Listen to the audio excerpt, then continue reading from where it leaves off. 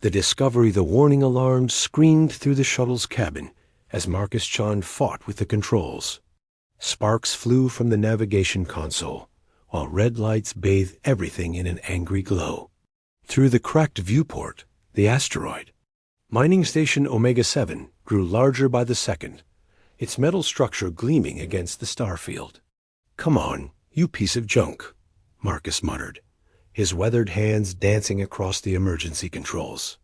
At 45, he had spent over 20 years fixing broken things in the darkest corners of space.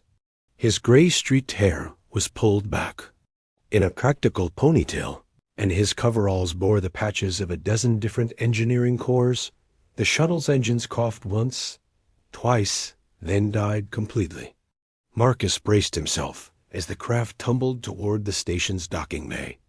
The impact threw him forward against his restraints, and everything went black. When consciousness returned, Marcus tasted copper in his mouth. His head throbbed, and something warm trickled down his forehead. The shuttle's cabin was tilted at an odd angle, emergency lighting casting eerie shadows on the walls. He unbuckled himself carefully, checking for broken bones. Nothing seemed seriously damaged. The station's artificial gravity was still functioning, which was a good sign. Marcus grabbed his emergency kit and stepped through the shuttle's twisted airlock into Omega-7's docking bay. The silence hit him immediately. Mining stations were never quiet. There should have been the hum of machinery, the chatter of workers, the constant background noise of life support systems working at full capacity. Instead, there was nothing but the soft whisper of air recyclers and the distant groan of metal settling.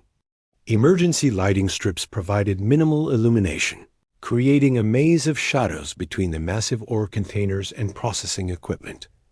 Marcus activated his portable scanner. The readings showed normal atmosphere and gravity, but no life. Signs the station was completely abandoned. His original mission had been simple: deliver replacement parts for the station's primary fusion reactor. The Terran Colonial Authority had lost contact with Omega-7 3 days ago, and Marcus was the nearest qualified engineer. He made his way through the empty corridors, his boots echoing on the metal deck plates. The walls were lined with pipes and conduits, all the complex systems that kept the space station operational. Everything looked normal at first glance, but Marcus's trained eye caught subtle details. Scorch marks around some junction boxes, panels that had been hastily resealed. Someone had been doing unauthorized modifications. The main engineering section was on level 7. Marcus took the maintenance elevator, noting that the lift systems were functioning normally. Whatever had happened here, it hadn't been a complete system failure. The doors opened onto a vast chamber filled with humming machinery. The fusion reactor sat in the center like a mechanical heart, its containment field glowing with soft blue light. Marcus approached the main control console and activated the diagnostic systems. What he saw made his blood run cold. The reactor's safety protocols had been systematically bypassed. The containment field was operating at 97% of maximum safe limits, and someone had disabled the automatic shutdown sequences.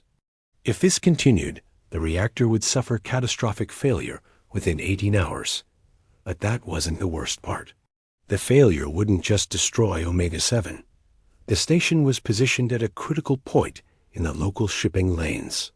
Its destruction would create a debris field that would make the entire sector impassable.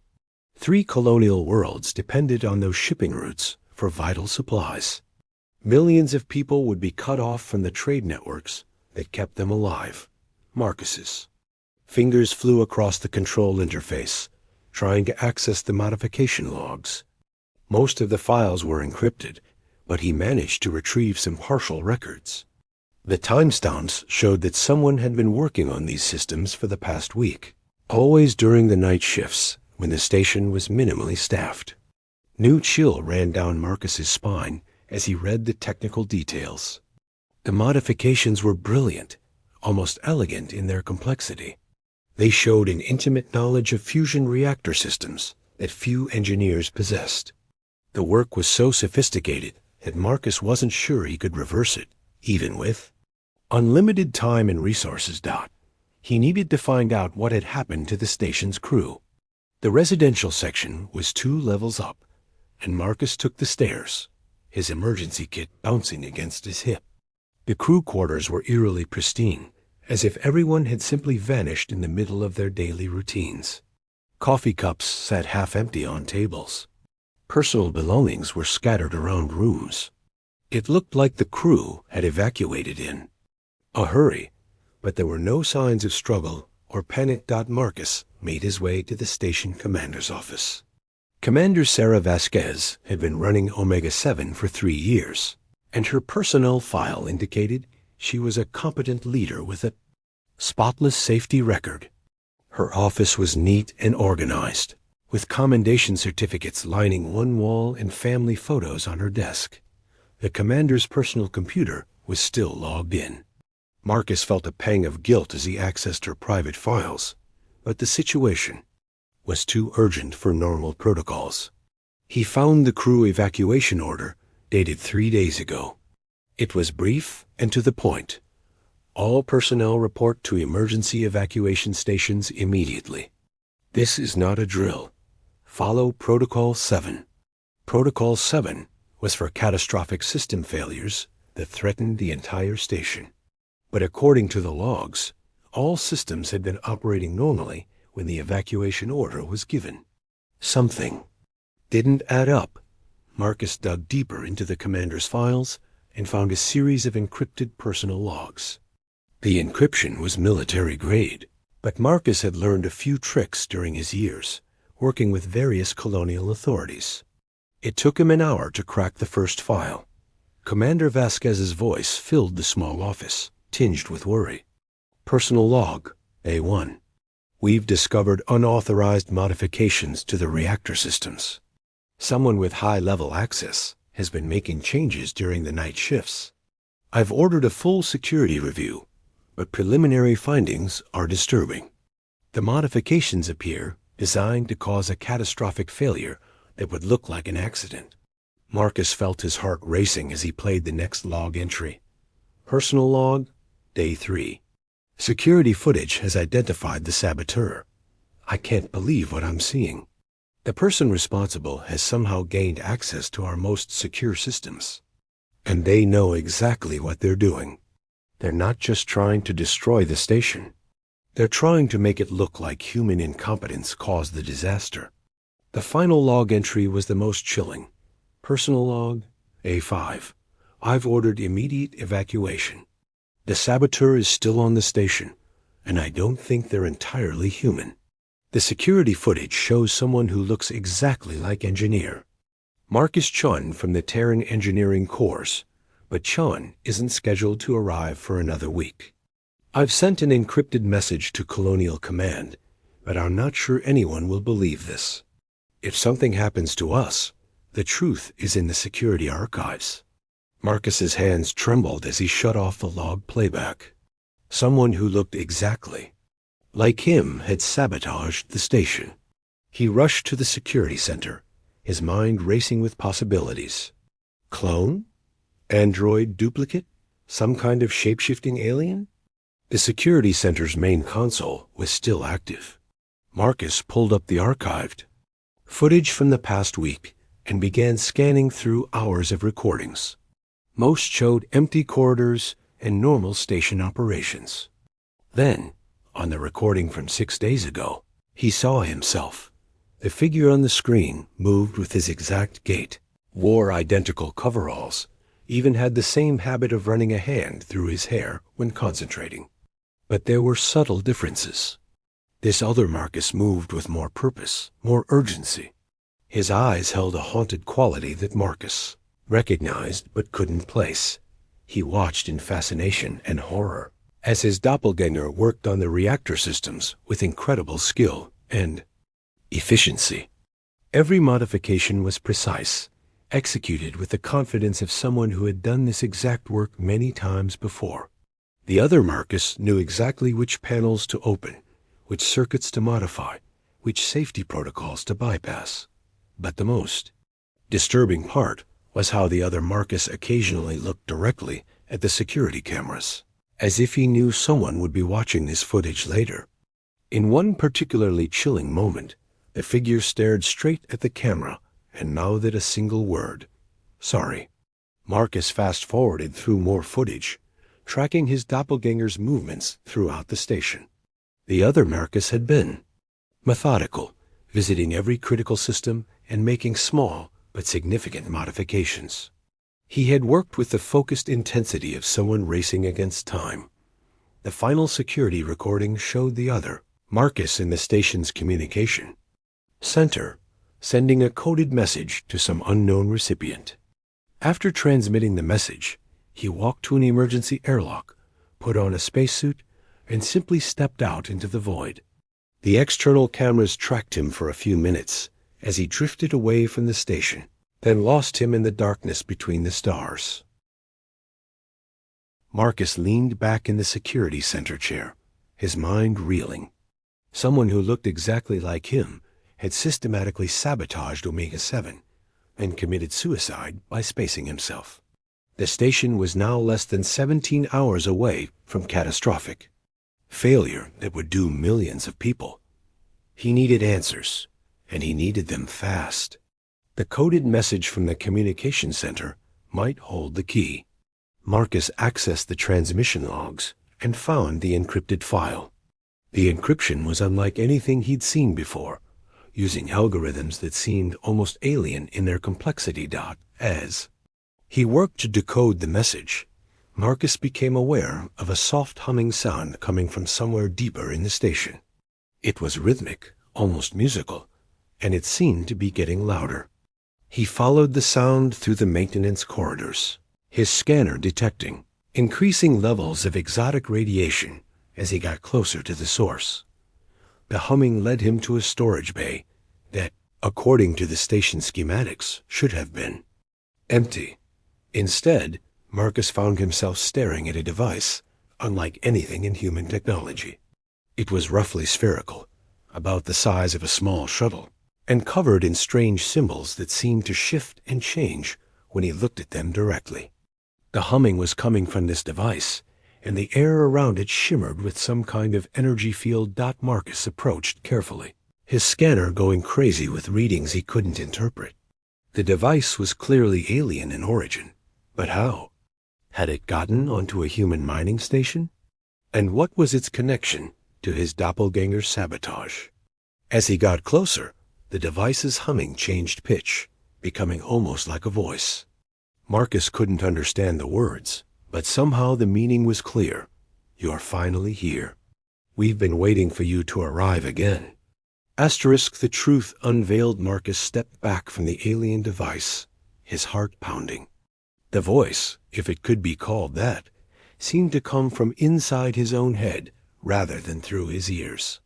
The strange symbols on the device's surface pulsed with increasing brightness, and the air around it began to distort like heat waves. Rising from hot pavement, "Who's been waiting for me?" Marcus called out, feeling foolish for talking to a machine. "What is this thing?" The response came not as words, but as images flooding his mind. He saw Omega-7 as it was now, and the same station moments before a catastrophic explosion that tore through space like a miniature sun. The blast created an expanding sphere of superheated plasma and debris that swept outward, catching unsuspecting cargo ships in its deadly embrace. He watched in horror as the debris field spread across the shipping lanes, cutting off 3 worlds from the supply runs that kept their colonies alive. Then the images shifted, showing those same worlds months later. Cities going dark as power. Grids failed without replacement parts. Hydroponic farms withering as nutrient supplies ran out. Children in hospitals as medical supplies dwindled to nothing.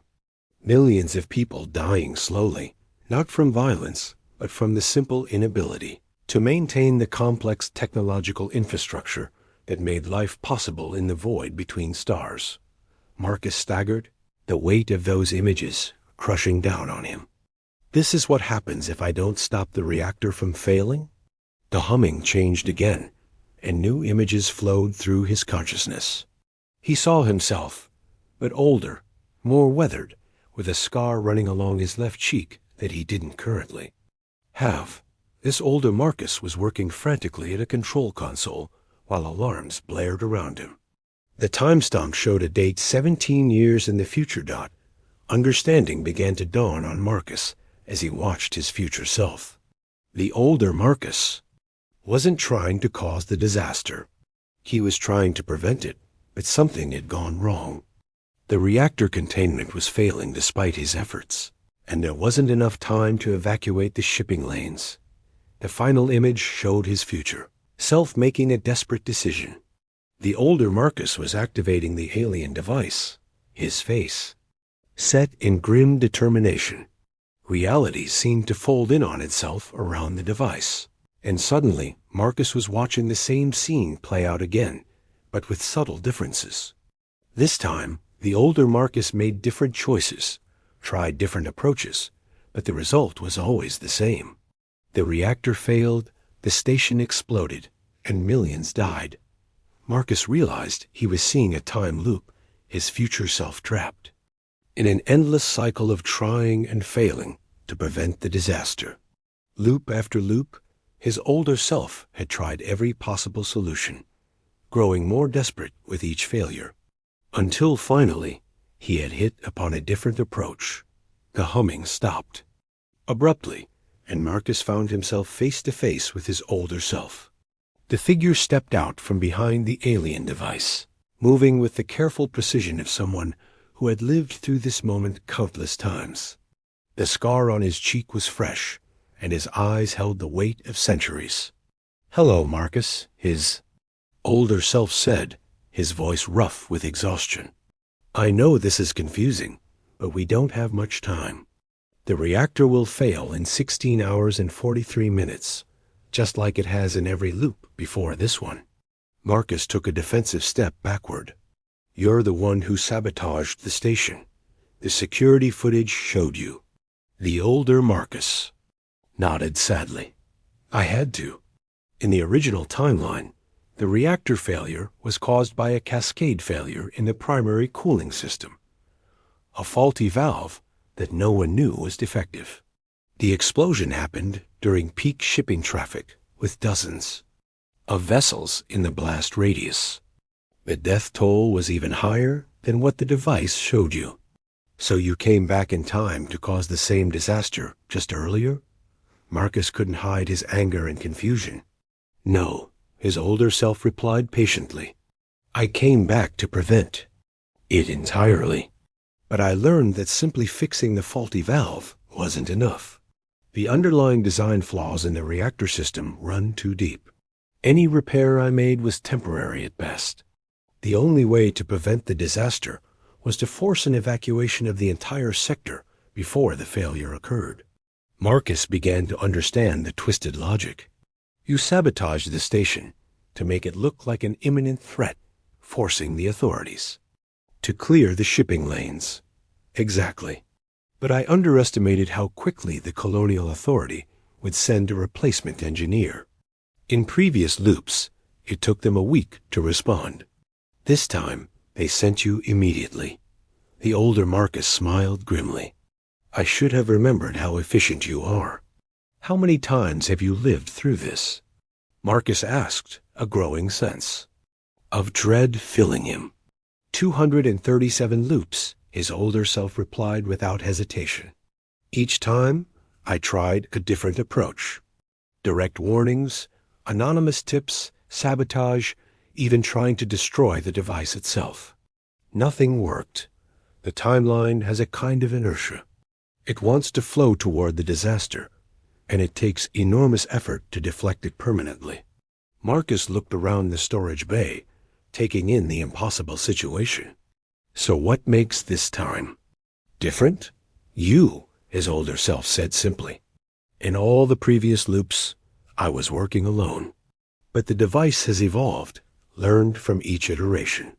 It can now support two versions of the same person, existing simultaneously, at least for a short time, we can work together.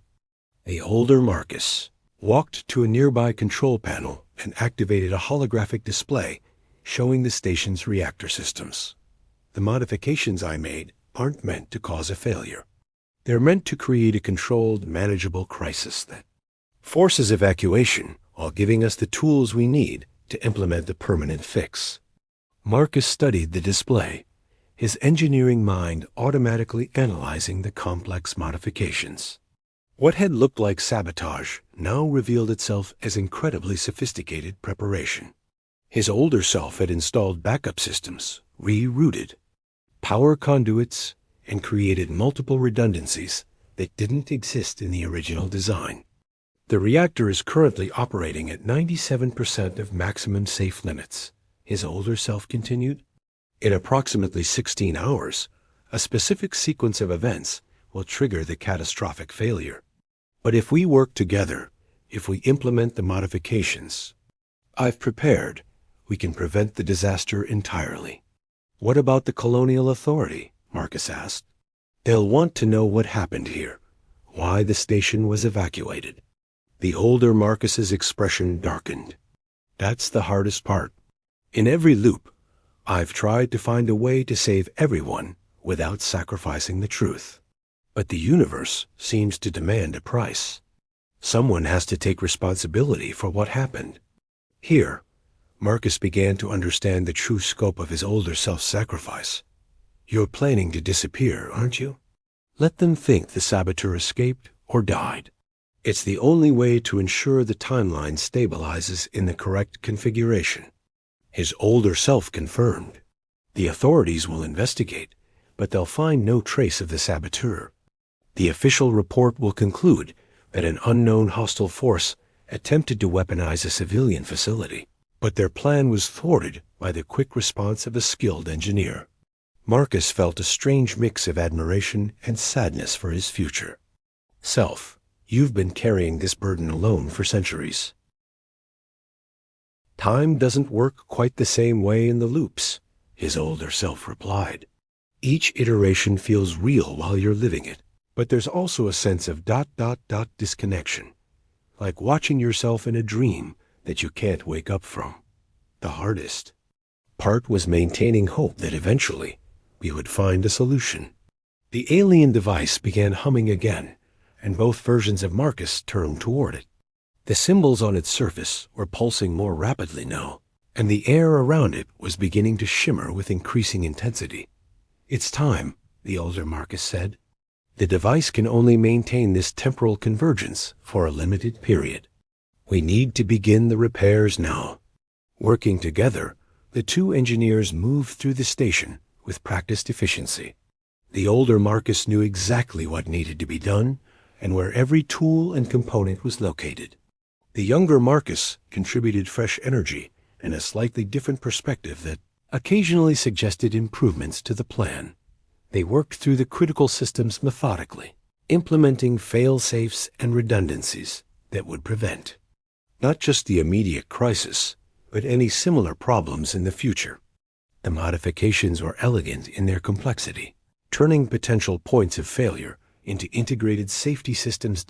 As they worked, the older Marcus shared fragments of his experiences from the loops. He described watching the same people die over and over again, the crushing weight of knowing exactly when and how disasters would unfold, the slow erosion of hope as solution after solution failed. The worst part, he said as they calibrated a new pressure relief system, was the loneliness. Being the only person who remembered the loops, who knew what was really at stake. I started to wonder if I was going insane, if the loops were real, or just an elaborate delusion. Marcus paused in his work, looking at his older self with new understanding. Is that why you left the message for me? The security footage? The clues? I needed you to understand, to believe, his older self replied. If you dismissed me as some kind of imposter or enemy, we'd never be able to work together. The truth had to unfold naturally, let you reach the right conclusions on your own. The final modification involved the reactor's core control systems.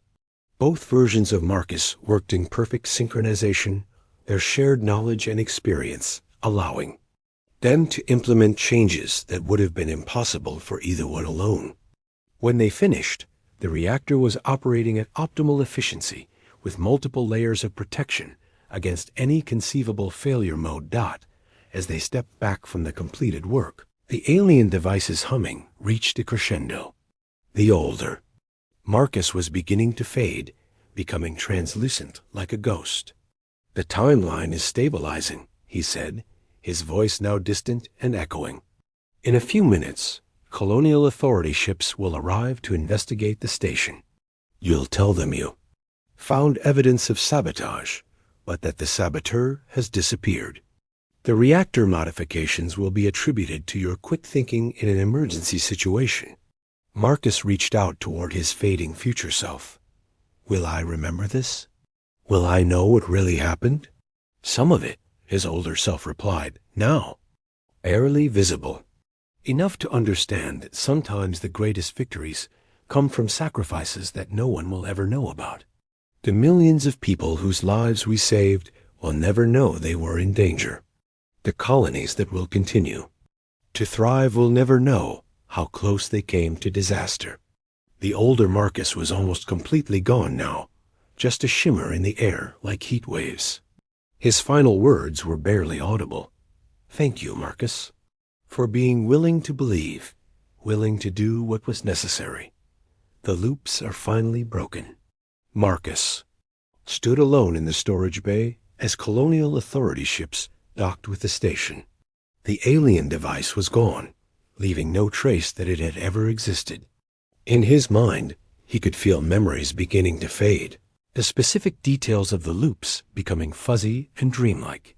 But the core truth remained. He had prevented a disaster that would have killed millions, and he had done it by working with the best and most dedicated partner he had ever known. Even if that partner had been himself.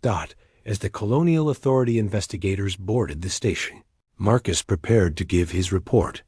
He would tell them about the sabotage, about the reactor modifications, about the narrow escape from catastrophe.